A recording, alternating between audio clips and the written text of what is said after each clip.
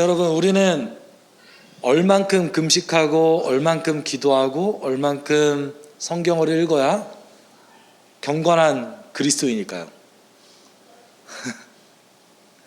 이 질문은 우리가 사실 피해갈 수 없는 질문인 것이죠.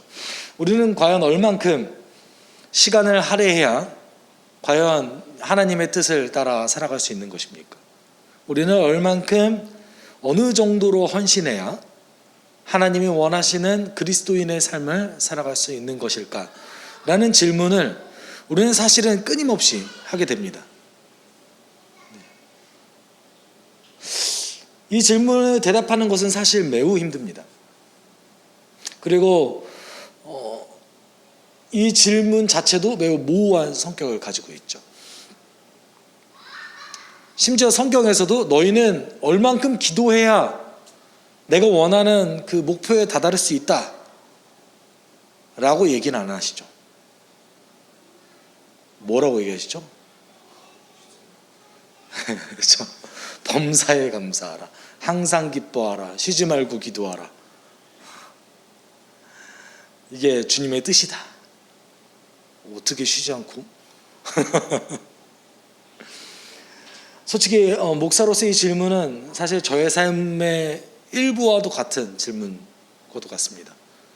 도대체 얼마만큼의 삶을 헌신하고 얼마만큼의 시간을 드리고 얼마만큼의 기도를 해야 열매가 나타나는 것일까? 때때로 이 질문은 우리를 매우 위축되게 만들기도 합니다. 그래서 우리의 자존감이 낮아지고 하나님 앞에서 우리가 도저히 설 수 없는 부족한 존재라는 것을 인식하게 만드는 질문이기도 합니다. 오늘 본문 속에서는 이 질문에 대해서 사실은 예수님께서 어느 정도는 대답을 하셨다고 볼 수 있습니다. 그리고 오늘 사실은 오늘 본문 속에서 앞으로 우리가 다룰 내용들은 그 경건의 규칙과 그것을 실행하는 사람의 그 사이 속에서 있는 그 모순, 그리고 과연 어떤 것이 진정한 경건인가에 대해서 예수님은 사실은 오늘 이야기하고 계십니다. 지난주 우리는 레위를 부르시면서 사실은 레위의 마음을 치유해 주시는 그 위로자 되시는 예수님에 대해서 우리 함께 나눴어요. 오늘 본문은 그 이어서 이제 금식에 대한 논쟁을 담고 있습니다. 여기 계신 분 중에 혹시 금식을 좋아하시는 분 계십니까? 네, 어려운 일이죠. 네, 어려운 일입니다. 33절에서 사람들은 예수님의 제자들을 이렇게 비판하고 있습니다. 사람들이 예수께 말하였다. 요한의 제자들은 자주 금식하며 기도하고 바리새파 사람의 제자들은 그렇게 하는데 당신의 제자들은 먹고 마시는군요. 오늘 본문은 딱히 배경을 이야기하고 있지는 않습니다. 그런데 많은 성경학자들이 크게는 두 가지로 배경을 얘기하고 있습니다. 두 개가 좀 상반돼요. 첫 번째는 그 마태가 열었던, 레위가 열었던 그 잔치의 일부분이다. 이어서 이어지는 내용이다 라고 주장하는 학자들이 있고요. 그리고 두 번째는 전혀 다른 배경이다. 잔치가 끝난 후에 언젠지 어느 곳인지 모르는 어떤 한 시점에서 얘기한 것이다. 여러분은 어떤 것 같습니까? 사실 둘 다 주장하는 바에 그 근거들이 있어요. 두 번째 주장, 이게 레위의 잔치가 아니었다라고 주장하는 분들은 사실 오늘 33절에서 사람들이 질문을 했잖아요. 그렇죠? 원래라면 바리새파 사람들이 질문해야 되는 것이 맞는 거 아니냐. 그리고 바리새파 사람들이 질문했다면 바리새파 사람의 제자들도 라고 하면서 그들을 3인칭으로 쓰지 않을 것이다 라고 얘기하면서 이제 레위의 잔치가 아닐 것이다 라고 주장하는 이제 학자들이 있습니다. 주류 학파 중에 하나예요. 이것도. 그리고 또 한 가지는 레위의 잔치 중에 베푼 것이다 라고 얘기하는 사람들이 있어요. 그렇게 얘기하는 사람들은 첫 번째는 전혀 바리새파 사람들이 아니라도 그에 동조하는 다른 어떤 사람들이 질문하는 것에 대해서는 크게 뭐 문제가 없다. 네. 그리고 또 한 가지는 마태복음에서는 요한의 제자들이라고 얘기하고 있고요. 마가복음에서는 사람들이, 누가복음에서는 사람들이 질문했다고 얘기하고 있습니다. 그럼 누굴까요? 저는 사실 거기 모여있는 예수님에 반대하는 모든 사람이라고 생각해요. 개인적으로는 저는 레위 잔치의 일부분이라고 생각합니다. 이유가 있습니다.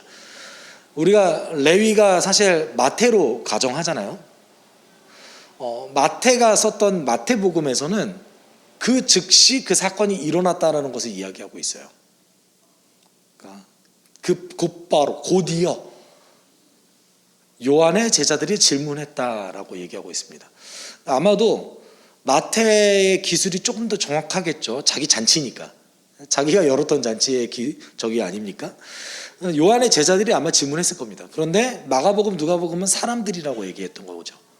다만 요한의 제자들이라면 그 여기서 얘기하는 요한이 누구죠? 세례 요한. 세례자 요한의 제자들인데, 이 세례자 요한의 제자들도 사실은 지금 바리새파 사람들의 주장과 크게 다르지 않은 거예요. 이 사람들이 동조하고 있는 것입니다. 그래서 바리새파 사람들이 예수님에게 이렇게 크게 대항하지 못하자 이를 바라보고 있던 요한의 제자들이 나서서 질문한 것이죠. 그래서 오늘 본문 속에서 뭐라고 얘기합니까? 우리 다 금식하는데 당신의 제자들은 금식하지 않는군요.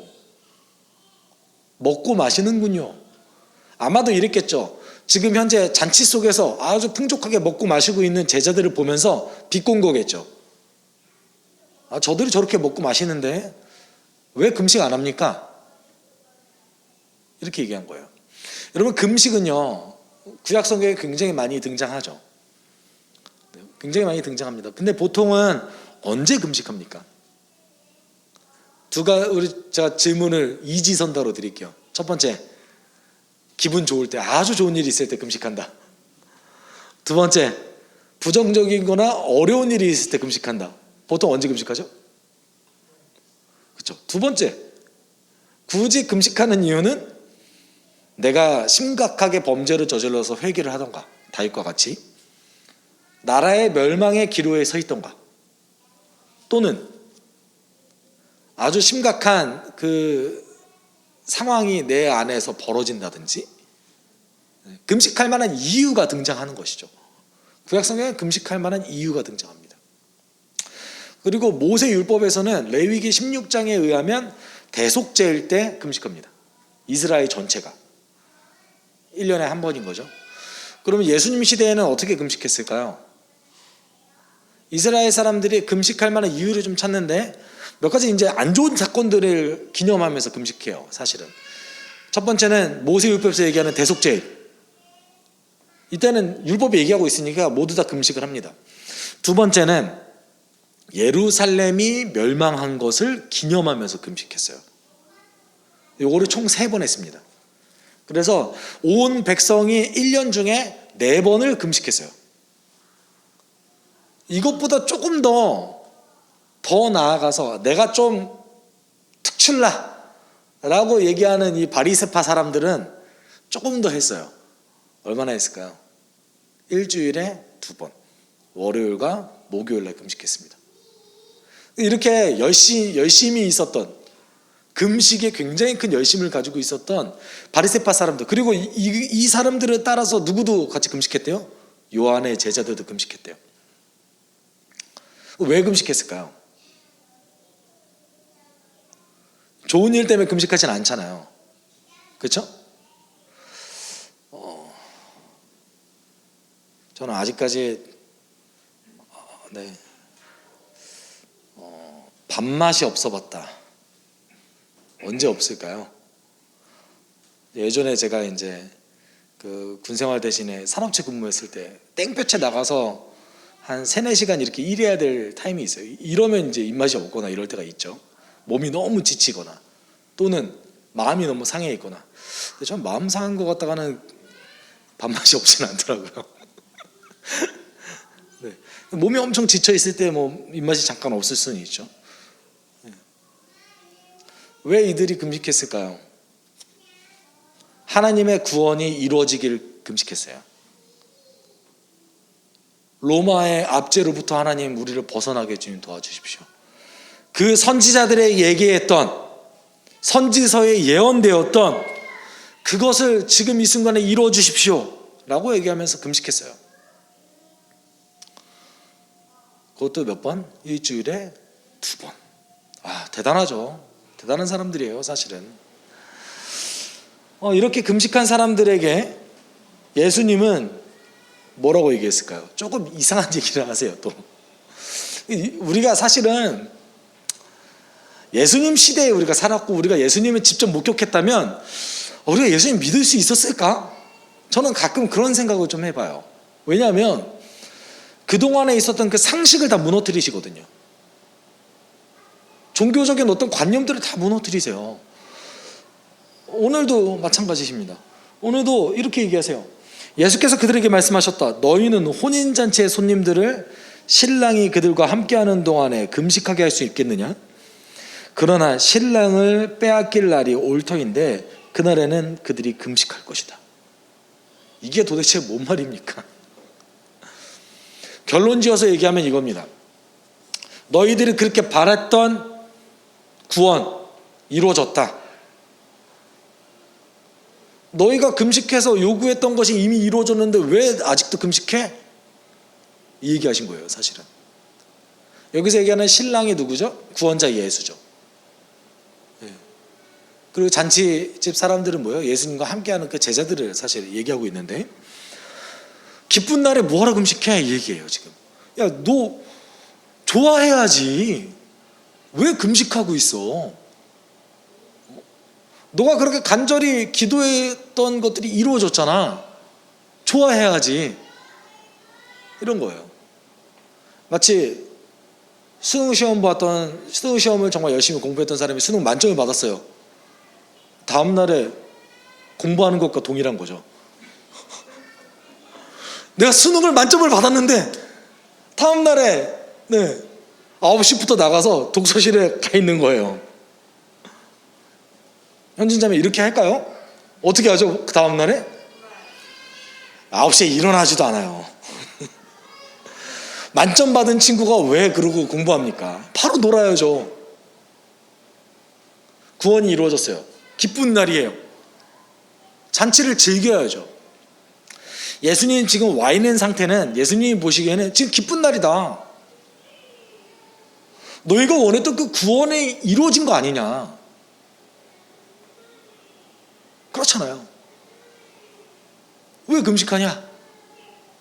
그런데 금식할 날이 올 것이다 라고 얘기합니다. 언제요?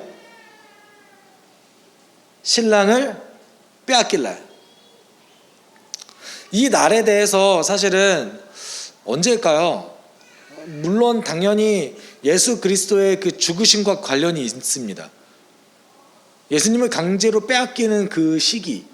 그런데 사실은 조금 이 날을 조금 더 고민해 볼 필요성이 있어요. 첫 번째는 그렇다면 예수님이 죽으시고 부활하시기까지의 시간인가? 첫 번째는 이거죠.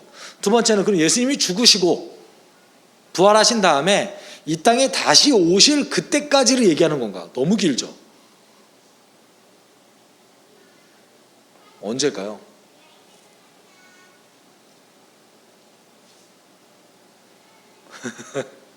사실 저는 개인적으로는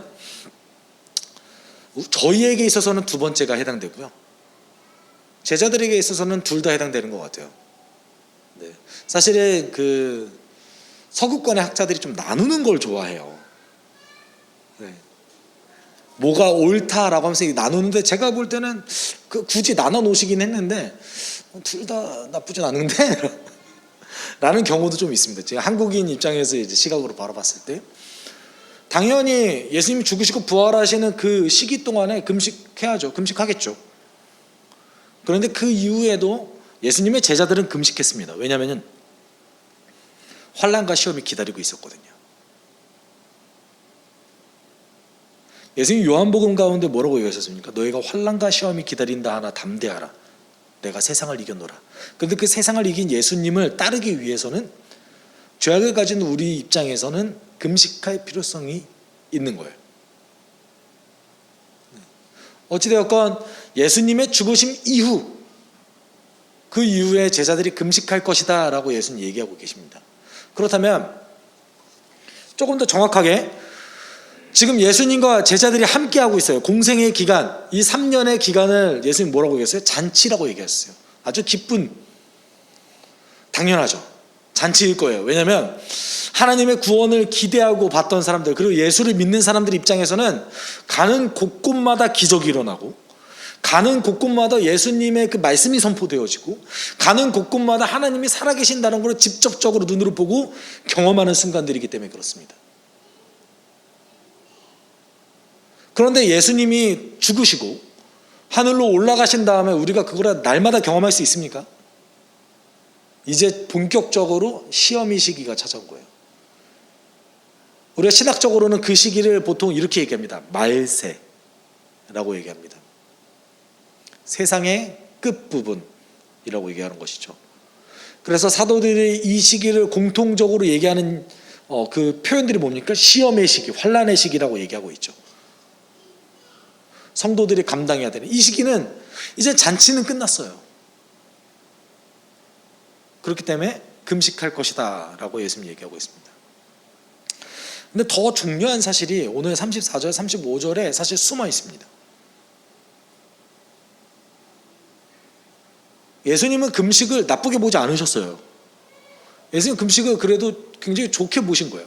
그리고 사람들이 예수님을 공격하지 않고 예수님의 제자들을 공격했다는 것은 예수님도 제가 볼 때는 아마도 금식하셨을 것으로 봅니다. 아마 예수님이 금식 안 하고 그랬다면 예수님을 공격했겠죠. 그 이후에 예수님을 공격하는 장면들도 많이 등장하거든요. 그런데 예수님의 오늘 이 34절, 35절의 기준으로 봤을 때 제자들은 도대체 언제 금식해야 되는 겁니까? 우린 이거를 좀 일반화시킬 필요성이 있어요. 우리의 일반적인 어떤 규칙으로 받아들일 필요성이 있다는 것이죠. 예수님의 말씀 속에서 우리 금식하잖아요. 사실 현재도. 그리고 아주 중요한 경건의 방법으로서 여기고 있습니다. 근데 도대체 언제 금식해야 되는 겁니까? 나에게 나쁜 일이 있을 때 당연히 금식해야죠. 그런데 예수님의 기준으로 봤을 때 진정한 경건으로서의 금식, 언제 금식해야 되는 거예요? 예수가 부재할 때.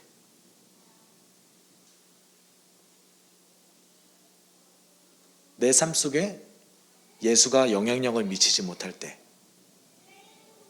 복음의 능력이 확신되어지지 아니할 때, 예수님에 의하면 금식해야 될 때는 그때인 거예요. 예수를 빼앗길 때, 사단의 유혹에 의해서 예수의 능력이 내 삶에 영향을 미치지 못할 때 우리는 그때 금식해야 된다라고 사실 간접적으로 예수님이 얘기하신 겁니다. 예수가 함께한데 예수의 능력이 나의 삶을 지배하고 있는데 금식할 필요가 뭐가 있습니까? 예수의 능력이 확신되어지는데 금식할 이유는 없습니다. 금식해야 될 때는 언제요? 내 삶 가운데 예수가 부재 중이라고 느껴졌을 때, 그때 금식해야 되는 것이죠.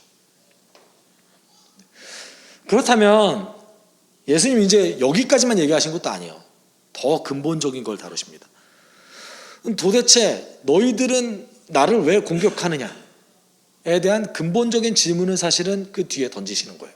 비유로서 설명하시죠. 이렇게 얘기하십니다. 예수께서 그들에게 또 비유로 말씀하셨다. 새 옷에서 한 조각을 떼어내서 낡은 옷에다가 대고 깁는 사람은 없다. 그렇게 하면 새 옷은 찢어져서 못 쓰게 되고 또 새 옷에서 떼어난 조각은 낡은 옷에 어울리지도 않을 것이다. 예를 들어서 제가 알기로는 주의자매가 예전에 아이 쇼핑하는 걸 굉장히 좋아했는데, 그러다가 이제 제가 원하는 것을 봐서 돈을 모아서 하나 샀어요. 그거 잘라가지고 이제 버리기 직전인 옷에다가 붙이나요? 도대체 그런 멍청한 사람이 어디 있겠습니까? 그러면 예수님의 비유 속에서 새 것은 뭐고 날 것은 무엇일까요? 비유시잖아요. 새 것은 무엇이고 낡은 것은 무엇일까요? 새 것은 예수님이 가져오시는 그 복음인 거죠. 아직 교회가 형성되지 않았으니까요. 우리로 따지면 복음에 지배되는 교회로 봐도 될 겁니다. 그럼 옛 것은 무엇일까요? 율법의 지배하에 있는 유대교의 전통 그 종교적인 체계인 것이죠. 이것을 제가 조금 더 이렇게 설명하면 좀 길잖아요. 이걸 조금 사실 이렇게 얘기하면 안 되는데 조금 이제 편의를 위해서 이거를 복음과 율법이라고만 얘기하겠습니다. 네. 원래는 복음에 의해 형성된 체계, 율법에 의해서 형성된 체계라고 얘기하는 게 더 확실한데 복음과 율법인 거예요. 새 것은 복음. 복음이 뭡니까? 예수의 그리스도의 오심과 죽으심, 부활하심, 올라가심, 다시 오심. 이거를 믿는 게 복음인 거예요. 그 예수 그리스도에 의해서 형성된 어떤 믿음, 이 총체적인 모든 것을 다 가르쳐서 복음이라고 얘기하죠. 율법은 무엇입니까? 대부분 모세가 전했던 어떤 그 체계,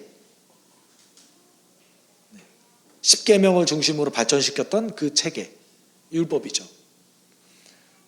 새 것은 복음이고 낡은 것은 율법이에요. 그런데 예수님의 오늘 비유 속에서 어떤 걸 얘기하고 있습니까? 두 개가 섞일 수 있다 없다? 없다. 율법이 나쁜 건가요 그러면?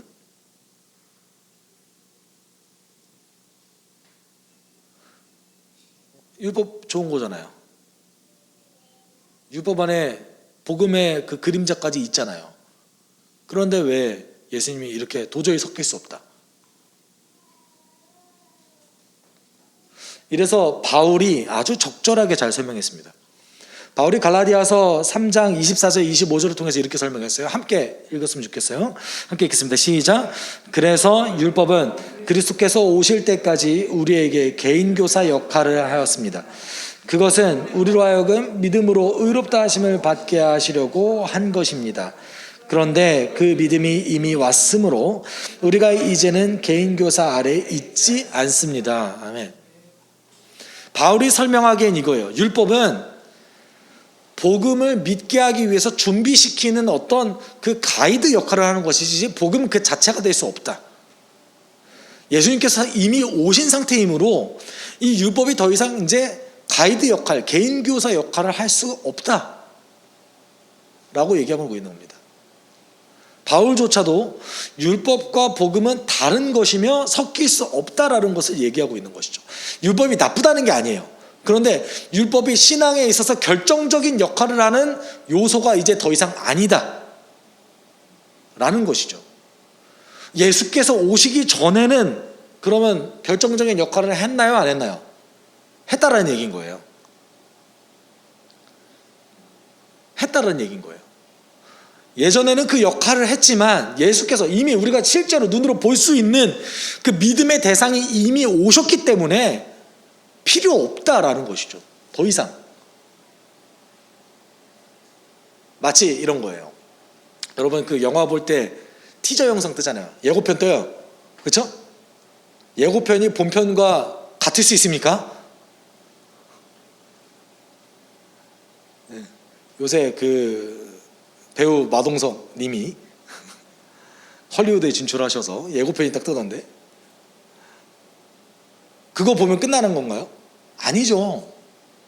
예고편은 예고편일 뿐인 거죠. 본편을 봐야 진짜 보는 거잖아요.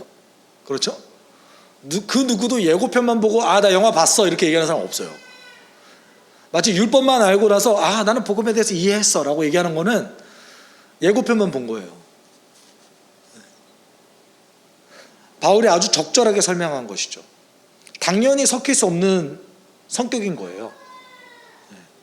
이것이 좋다 나쁘다를 떠나서 신앙생활의 핵심적인 역할이 어떤 것이냐라고 봤을 때 새 것, 복음이 당연히 그 역할을 해야 된다. 율법은 이제 더 이상 그 역할을 할 수 있는 그 기능이 없다라고 얘기하는 겁니다. 이것을 이제 또다시 한번 설명하시는데 이렇게 설명하십니다. 새 포도주를 낡은 가죽 부대에 넣는 사람은 없다.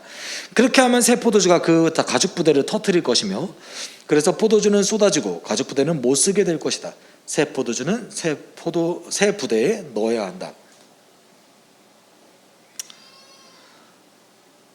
사실 저희 입장에서는 이게 잘 이해가 안 가요. 새 포도주를 낡은 가죽 부대에 넣으면 왜 터지지? 일단 요거부터가 이해가 안 가요. 그럼 이해 가세요? 왜 터지지? 여러분, 그 고대 시대 가죽 부대 보통 이렇게 생겼어요. 동물처럼 생겼죠. 보통 염소와 양의 그 가죽으로 만들어지는데, 가죽을 잘라서 만드는 게 아니라 그 전체 가죽을 다 이용했습니다. 네. 무드질을 굉장히 잘해야겠죠. 그리고 이런 식으로 이루어졌어요. 그리고 그것을 이제 굉장히 꼼꼼하게 기운 다음에 포도주를 넣었던 것이죠. 그런데 이 포도주를 넣었던 이 가죽 부대가 시간이 지나고 낡아갈수록 그 이음새를 연결했던 실이라든지 이런 것이 이제 낡아지기 시작합니다. 그러면서 이제 조금의 충격이라든지 점점 더 이제 터질 확률이, 이 이음새가 터질 확률이 늘어나고 있는 것이죠. 액체를 집어넣는 것이기 때문에. 그런데 이 낡은 가죽 부대에 새 포도주를 넣게 되면 어떤 일이 벌어지냐면, 여러분, 그 포도주가 보관되면서 어떤 일이 발생해야죠? 발효돼요. 그리고 거품이 발생하고 팽창합니다. 그 과정 속에서 낡은 가죽 부대는 그 팽창한 것을 이기지 못하고 터지게 되는 거예요, 사실은. 그래서 오늘 본문 속에서 예수님이 어떤 멍청한 사람이 도대체 포도주를 담글 때 낡은 가죽 부대를 이용하냐, 이렇게 얘기하고 있는 거예요. 이 말은 사실은 가죽 부대에 담아서 포도주를 담그면 그것을 다 마시면 이제 끝나는 거예요. 이 말을 다시 얘기하면, 포도주가 싼가요, 비싼가요? 굉장히 비싼 음식인 거예요, 포도주는. 포도주는 비쌉니다, 사실은. 기호식품이잖아요. 잔치 때나 먹을 수 있는 종류의 겁니다. 근데 알겠어요. 낡은 가죽 부대에 새 포도주를 넣으면 터진다, 알겠어요. 둘 다 못 쓰게 된다, 알겠어요. 그런데 예수님의 말씀이 사실은 굉장히 과격한 말인 거예요. 어떤 말인 거예요? 율법의 그 한 체계 안에 내가 가지고 온 복음이 들어가면 둘 다 터져버려서 못 쓰게 된다, 이 얘기예요. 너희들의 이 말은 다르게 얘기하면, 유대교 너희의 그 종교의 틀 안에 복음을 담을 수 없다. 아주 과격한 말인 거예요. 그래서 새 술은 새 부대에 넣어야 된다라고 예수님 얘기하신 것이죠.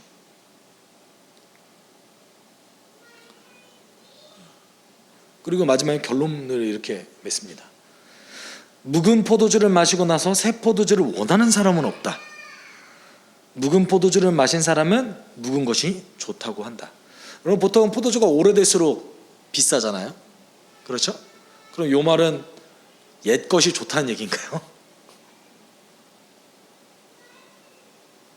예수님이 지금 본인이 가져오신 복음보다 옛 것이 좋다고 얘기하신 걸까요?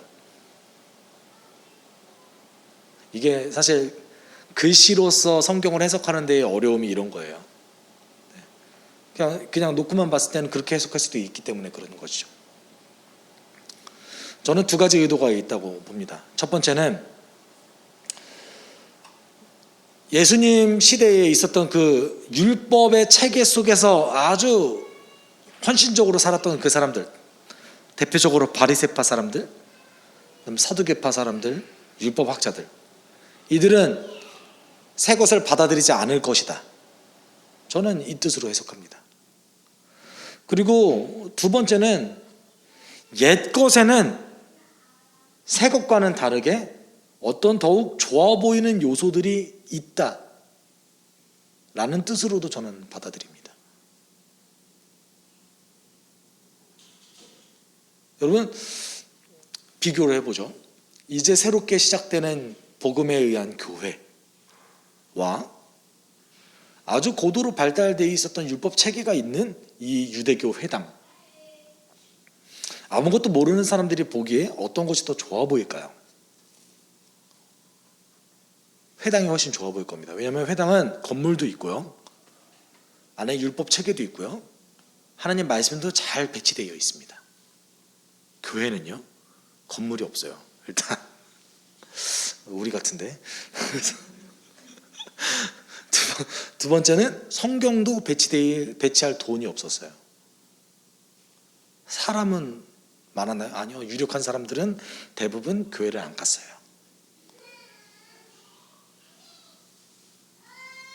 유대인들도 잘 안 갔어요. 종교 지도자들은 못 배운 사람들이었어요.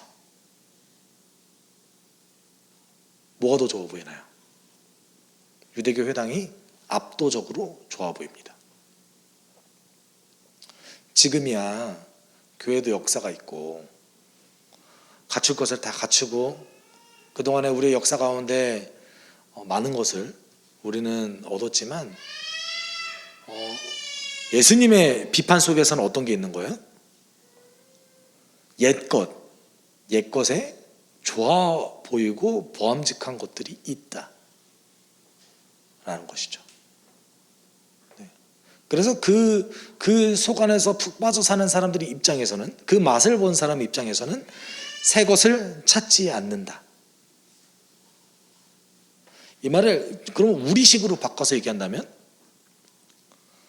종교적 서비스에 취해 있는 사람들은 복음의 본질에 온전히 다가갈 수 없다라는 얘기도 역시 해당됩니다. 여러분, 예수를 따르는 그 진정한 경건은 사실은 보이는 것에 있지 않습니다. 여러분, 진짜는요, 적어도 기독교 공동체 내에서 진짜는요 잘 드러나지 않아요. 이유가 뭔지 아십니까? 기독교 복음의 핵심 중에 핵심이 뭐예요? 자기 부인이에요. 어떻게 자기 부인이 핵심인데 진짜가 드러납니까? 나중에 평가되어지는 것이죠, 진짜라고.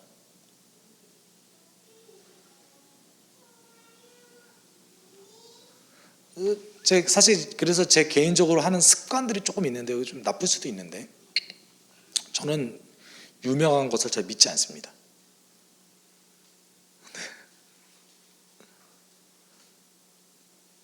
왜냐하면 진짜는 잘 안 드러나거든요. 그리고 진짜 본질적으로 사역을 하면요, 드러날 시간이 어디 있어요? 그럴 시간이 어디 있어요? 나를 홍보할 시간이 어디 있어요? 정직하게 사역했을 때. 우리의 신앙의 그 요체 가운데 요체가 뭐예요? 자기 부인인 거예요. 당연히 진짜가 잘 보이지 않죠.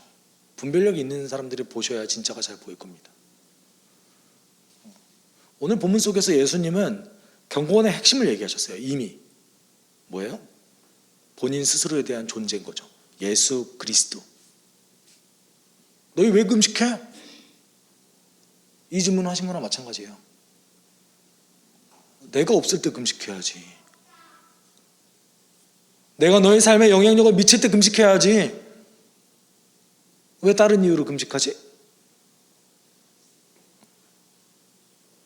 그런데 우리 가운데 있는 그 경건에 대해서 다룰 때 그 근본적인 우리의 마음속에 뭐가 있습니까? 마치 그 율법의 체계에 빠져들었던 것처럼 옛것에 우리가 빠져들 때가 너무나 많이 있어요. 이렇게 해야지. 이렇게 하는 것이 옳지. 여러분, 무엇이 옳습니까? 사실 교회의 가장 큰 장점은 뭐였는지 아세요? 체계가 없는 거였어요. 교회는 요거 하나밖에 없었어요. 예수 그리스도밖에 없었어요. 그렇기 때문에 교회에 생명력이 있었던 겁니다. 경건의 요체는 뭡니까? 예수의 존재인 거죠. 우리가 그렇게 되면 판단해야 되는 거는 이건 거예요. 예수의 복음이 지금 나의 삶 가운데 영향을 미치는가? 그의 삶이 나의 삶에 영향을 미치는가? 나는 그의 삶을 같이 경험하고 있는가? 나는 그의 삶을 기꺼이 경험하려고 노력하는가? 그리고 그것을 기뻐하는가? 이것이 우리의 경건의 중심입니다. 뭐가 더 필요합니까? 우리가 기도해라 하는 이유도 단 한 가지 목적인 거예요. 나는 예수의 복음 안에 살아가는가? 우리가 예배 드리는 것도 단 한 가지 목적인 거예요. 난 예수를 따르는 제자로서 오늘 하루 예수를 배워가는가? 그렇기 때문에 우리가 기도할 때 이 목적을 가지고 기도해야 되는 거예요. 우리가 오늘 함께 기도하실 때는 하나님, 예수의 존재가, 그 예수 그리스도의 그 복음이 나를 지배하게 주님 도와주십시오. 그렇지 않다면 내가 금식을 해서라도 예수의 삶을 따라가기 위해 노력하는 자가 주님 되게 도와주십시오. 의식적으로 종교의 어떤 형태를 따라가는 것이 아니라 본질적으로 그 위로자 되신 예수 그리스도, 우리의 전부이신 예수 그리스도의 그 삶을 따라가기 위해 노력하는 자가 되게 주님 우리를 인도해 주십시오. 우리가 이렇게 함께 기도하도록 하겠습니다. 사랑이 많으신 하나님 아버지, 바리새인들과 율법 교사들이 하나님 아버지 금식이라는 어떤 한 도구를 이용하여서 하나님 자신의 경건을 드러내려고 했던 것을 우리는 알고 있습니다. 하나님, 그렇지만 우리가 노력해야 될 것, 예수의 존재를 우리 가운데 따르는 것입니다. 그를 닮기 위해 기도하는 것입니다. 하나님, 그를 따르기 위해 기도하는 것입니다. 하나님, 우리가 예수를 기꺼이 따르게 주님 도와주십시오. 우리가 예수를 기꺼이 주님 내 마음 가운데 구주로 높이게 주님 도와주십시오. 내 삶 가운데 하나님 아버지 예수의 사랑을, 그 위로자 되신 그 주님이 내 마음 가운데 있을 수 있게, 하나님, 그리고 그것을 따라가는 것을 기꺼워할 수 있게 주님 나를 도와주십시오. 혹시라도 그런 일이 내 마음 가운데 없다면 내가 금식을 해서라도 예수를 정말 내 마음 가운데 모실 수 있게 주님 인도해 주십시오. 사랑이 많으신 하나님 아버지께 내 삶을 드릴 때에 하나님 아버지 이제 제자로서의 내 삶 가운데 예수의 그 존재가, 그 유무가 하나님 가장 중요한 요소가 되게 주님 도와주십시오. 어떤 열매를 맺으면서 어떤 삶을 살아가는지 보다 먼저 예수를 알고 그것을 따라가고 그것을 기뻐할 수 있는 자가 되는 데게 도와주십시오. 하나님, 그것이 우리의 경건의 전부입니다. 그것이 우리의 경건의 하나님 전부입니다. 하나님, 그 가운데 우리가 주님의 높일 수 있게 도와주십시오. 우리 십석교회에 있는 모든 성도들 한 분 한 분이 하나님께 나아갈 때에 예수를 닮고 예수의 심장을 가지고 그 복음을 가지고 살아갈 수 있는 일이 될 수 있게 좀 도와주십시오.